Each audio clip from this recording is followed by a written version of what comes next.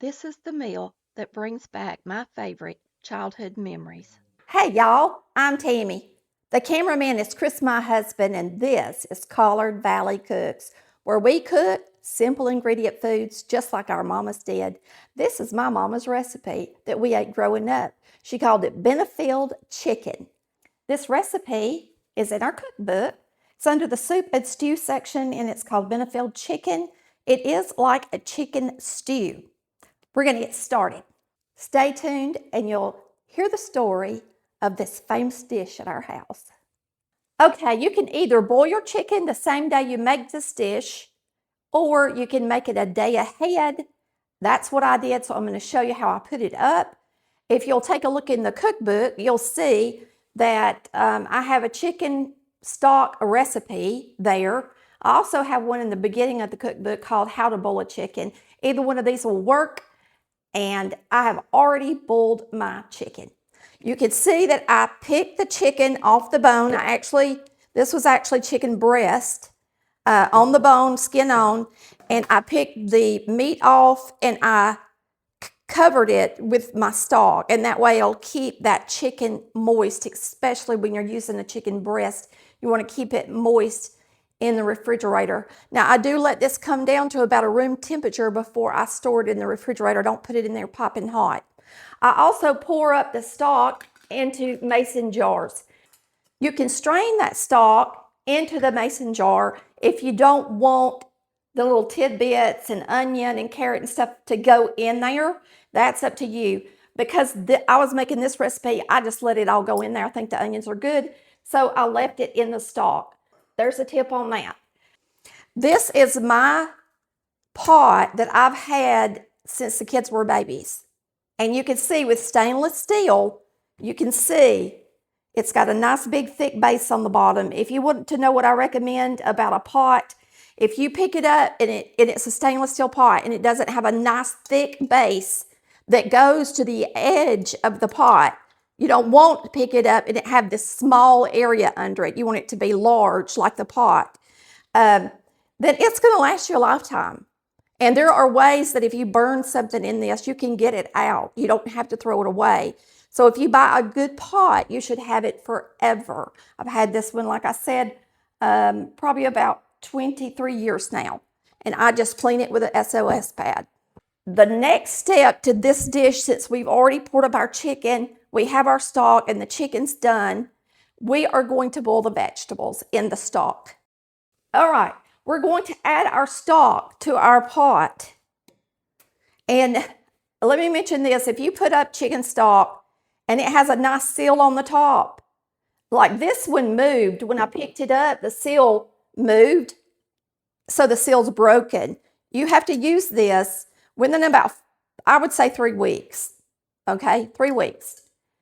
If you've got one that's sealed and the seal hasn't been broken, and it's a lot easier to seal it if you bring it up to the top like this, it will actually stay in your refrigerator up to 4 months. They say 6 months, but I tell you 4 months, okay? Just a tip on that. Stock lasts a long time. I'm going to break this up. And you're going to see that I actually Chris boiled this chicken for me one day. And he put carrots in it and onion in it.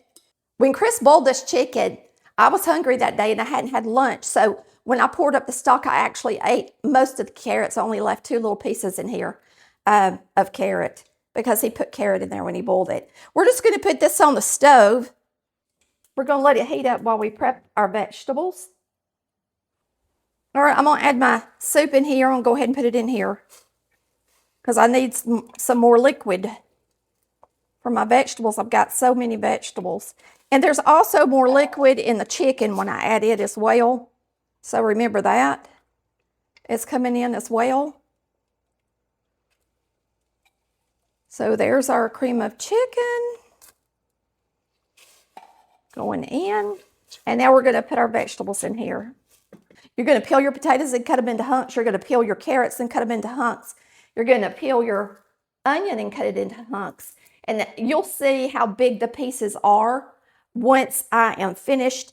And when I do carrots, I do peel the outside off of them with a vegetable peeler. That's what I like to do. Y'all, it's been a while since I did this video, and it is very dear to my heart and all of us kids. Mama made this recipe, and Mama didn't make a lot of recipes, but she made this recipe one day, and we said, Mama, what is this called? And she said, well, I don't know. I just put it together. And we said, well, it has to have a name. And she said, it's Benefield Chicken. And that was our last name. And so that's my maiden name if you're a Benefield. But she called it that. And all of us have made it ever since. And every time I take a bite over it, it's really good over open-faced biscuits. I think of my mama. So this is a very special recipe to me and my brothers and sisters. And I hope it becomes a very special recipe for you and your family that they'll remember forever, like we did. All right, we're going to just chop up these vegetables. I'm going to show you about how big we want to make them. If you're enjoying this video, please give us a like. If you're new to the channel, please head down, hit that subscribe button, and click that bell for notifications when new videos are uploaded. So for the carrots, I use a small paring knife. I go down the middle like that.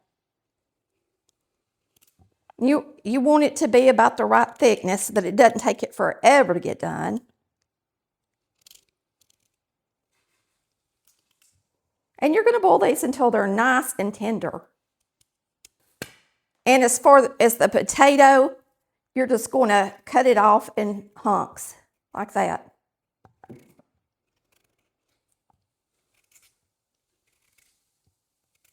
Just like that. It's a stew, so you're going to want chunky vegetables, and then the same way with your onion. We'll see you in a minute when we get it in the pot. This onion's got two little sections. And I just cut them. If you got picky kids and they just, put some onion powder in there at least. Don't completely leave the onion flavor out. There's a lot. If we have to add more liquid, we can. You can add some chicken bouillon to it if you really want to, but I think it'll be good just like it is. And hopefully it's going to be just enough to boil these vegetables. I don't know what I was going to say.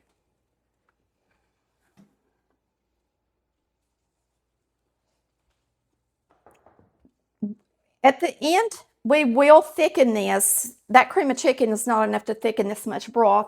We'll be using 1/3 cup of flour, and we're going to mix it in with 1.5 cups of cold milk. And we'll be adding that in at the end. And we'll be making some biscuits too. So we're going to add our garlic powder. Now you can use a 1/2 teaspoon of garlic salt, or you can use a 1/2 teaspoon of garlic powder. This is roasted garlic powder. To me, it tastes better than any garlic powder around. 1/2 teaspoon of salt.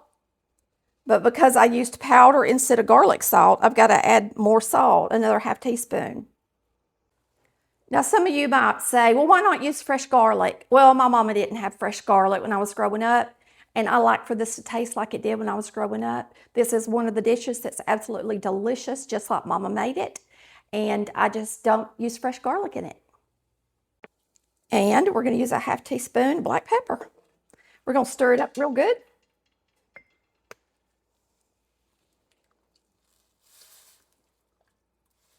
And you're going to cook these until they're nice and tender. And I mean fork tender.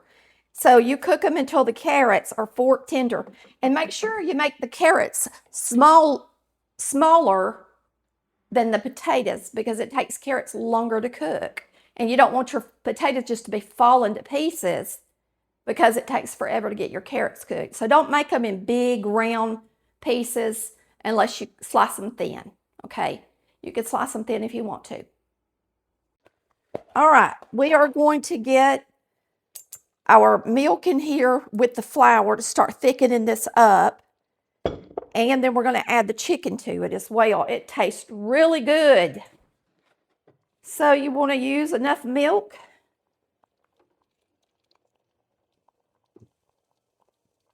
to mix up that flour in. I'm going to whisk it in there good. And you want to use cold milk because flour dissolves in something cold, way better than it does. If it hits something warm, it tends to cake up. But if it hits something cold, it disintegrates and blends in better. You always want to put it in something cold. All right, we're going to pour this in here. Now we're going to add our chicken as well. All right, we're going to add our chicken. And it's got big hunks of chicken in it. Now this is a big stew. It's going to feed a lot. This was 2 whole chicken breasts. And that's a lot of chicken for 2 whole chicken breasts. Now you're going to let it simmer. And if you want to thicken it more, you can. And you want it to be thick like a gravy to serve it over your biscuits. So I mixed up a little bit more because I don't think it's going to thicken it quite enough since we added that chicken in there. And I just grabbed a fork because that whisk we used earlier didn't do the best job getting it mixed in there because it's a balloon whisk and it wouldn't get down in the corners of my Pyrex dish. Sometimes what Mama used, like a fork, is the best thing in the world to use. But you got to do a really good job mixing, making sure it's off the bottom. Pour it in there. If you don't, then you're going to have little lumps of flour in your gravy.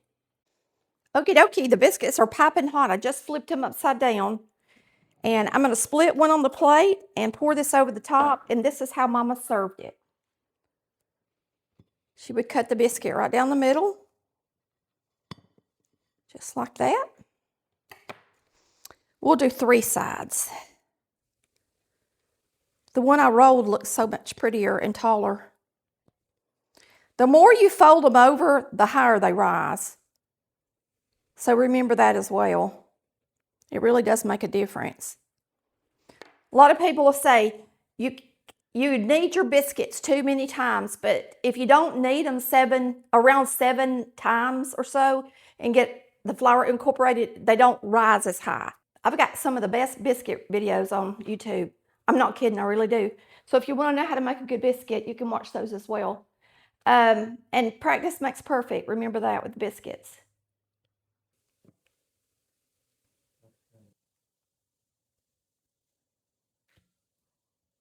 And Mama served it like a meal. Let me put another carrot on there for y'all.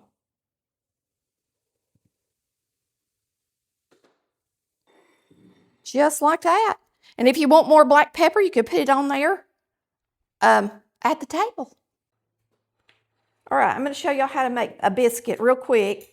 Just a standard buttermilk biscuit. You're going to use 2 cups of self-rising flour, about 1/4 cup of shortening. I'm going to go ahead and grease my little pan that I use. I use this 7x11. It's a real thick pan.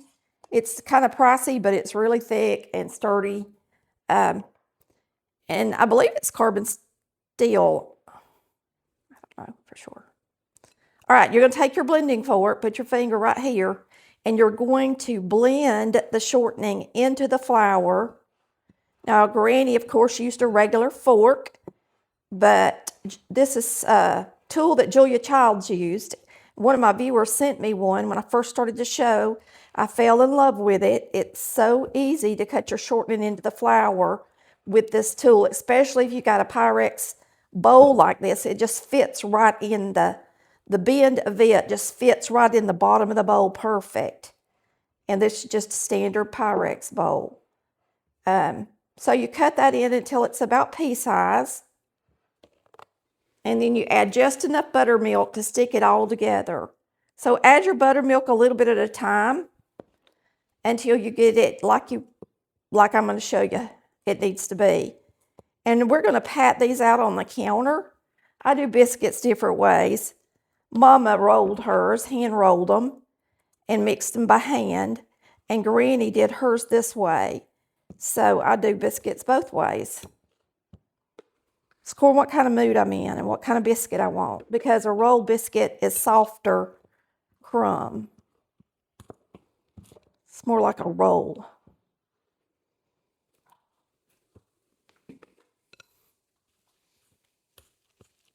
All right. So you just want to mix it until there's no flour left in the bottom, but it still needs to look a little dry looking like that. It's not really dry at all, but that's the perfect consistency you want it to. Put it out on the counter. Then you're just going to take a sifter and sift your counter. Some flour out. Put your biscuits out on that. Your biscuit dough.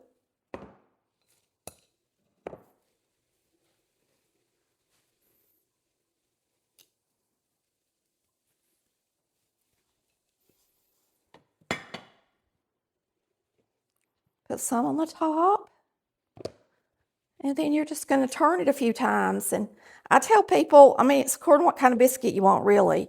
If you want a really soft crumb biscuit, don't knead it a lot, but you can knead it a few times to get it like you want it, at least. And if you put more milk in yours, you'll have to knead it a little bit longer to get it to the right consistency. Now we're going to make a biscuit that's pretty big because we're going to serve these this chicken over it. Okay, so I'm going to make my biscuits big today.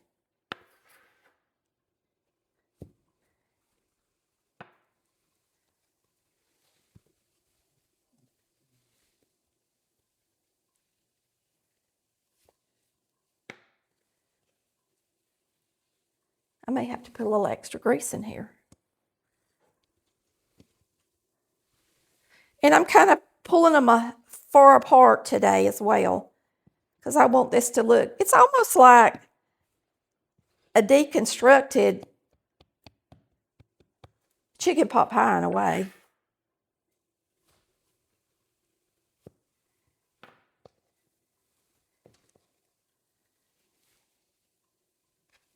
Right. I may have to put a few of them close together to get the last of this dough in my pan. And I will.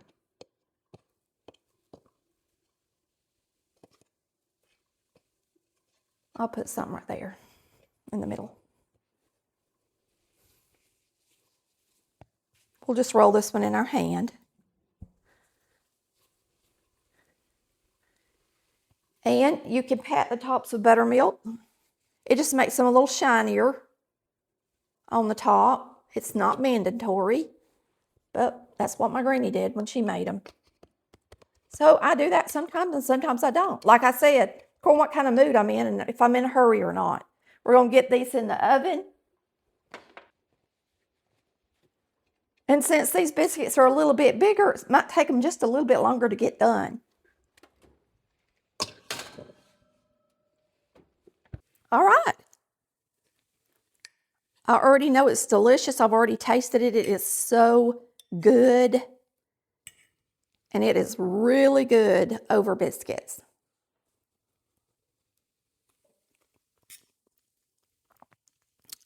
It is wonderful to taste a recipe that reminds you of home. And this one reminds me of my mama so much. We'll see you next time on Colored Valley Cooks, cooking like our mamas did. Bye, y'all. Love ya.